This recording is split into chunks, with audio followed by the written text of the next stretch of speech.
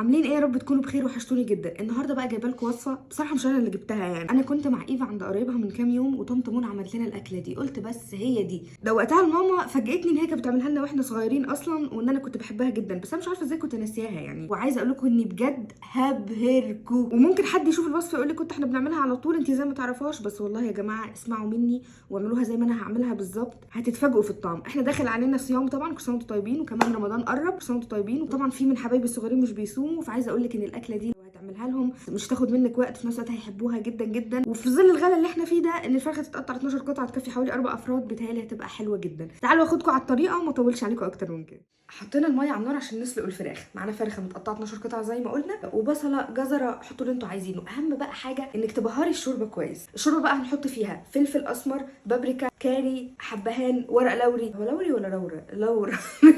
حطوا فيها يا جماعه كل البهارات اللي انتوا بتحبوها عشان الفراخ تبقى متطعمه كويس. يا جماعه الناس القريبين مني قوي عارفين قد ايه انا بحب المطبخ، وقد ايه على قد ما اقدر ببدع فيه، ويعني بعتبره من مواهب الطبخ ده لاني بعشقه. فاستعدوا الفتره الجايه عشان انا ناويه زي ما انتوا عارفين اعمل ايه. ايوه، ابهركم. يلا، نزلت بقى هنا بالفراخ علشان تتسلق. وبالنسبه للملح زي ما انتوا عارفين ما بيتحطش الفراخ وهي بتتسلق عشان ده بيأخر سواها. انا عارفه ان في ناس كتير بتضايقها الكاري، عايزه اقول لكم اني اخف طعم جربته حقيقي يعني للامانه. الكيس ده ب 9 جنيه، حطوا منه خفيف، مش هيضايقكم خالص، بس في نفس الوقت هيدي ايه، طعم خفيف. الفراخ قدامها دقيقتين بالظبط وتطلع. اول ما تطلع هوريكم هنعمل فيها ايه، بس دلوقتي تعالوا نشوف الخطوه الثانيه ايه. بقسماط، هنحط على البقسماط كل البهارات اللي احنا حطيناها في الشوربه. نطلع الفراخ بتاعتنا من الشوربه زي ما انتم شايفين سخنه، هنطلعها في مصفى كده ونسيبها لما تبرد خالص. بعد ما ظبطنا البقسماط وحطيناه على جنب، هنجيب بيضتين، هنحط فيهم نفس البهارات اللي احنا حطيناها في البقسماط مع شويه لبن. هنجيب بقى حته الفراخ المسلوقه، تمام. بصوا بقى التركايه كلها هنا، نحطها في البيض اللي عملناه بالخلطه والبهارات. دي التركايه بقى، ان احنا بنقلبها في البقسماط،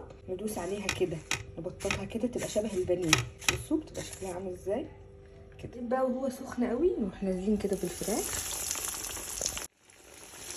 وما نقلبهاش خالص لحد ما تتشمع من الناحيه التانية عشان ما تتفكش من بعض. عايزه اقول لكم انها بجد من احلى واجمل الوصفات اللي انا عملتها مؤخرا، واللي حقيقي لو جربتوها هتعجبكم جدا. ممكن تاكلوها زي مع رز وملوخيه او مع مكرونه ريد صوص، بس المهم يعني ان انتم ما تفوتوهاش.